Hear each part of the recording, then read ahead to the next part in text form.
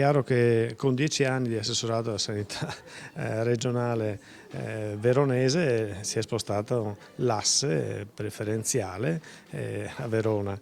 Noi chiediamo e lo faremo sicuramente durante le elezioni elettorali, assicureremo nel programma che l'assessorato alla sanità sarà un assessorato padovano. Se il PD vincerà le regionali, il prossimo assessore alla sanità del Veneto sarà un padovano. Secondo il consigliere Claudio Sinigaglia sarebbe questo l'unico modo per riequilibrare la discriminazione, a suo dire subita dalla sanità patavina in favore di Verona e Treviso. È chiaro che la Moretti è la prima che porterà avanti questa decisione, ma penso che sia fondamentale avere una scelta di fondo di questo tipo. Insomma. Il capriccio del sindaco leghista Bitonci rincara la dose. Il capogruppo PD in regione Lucio Tiozzo ha mandato in frantumi anni di lavoro per avere a Padova l'ospedale più avanzato dell'intero nord-est.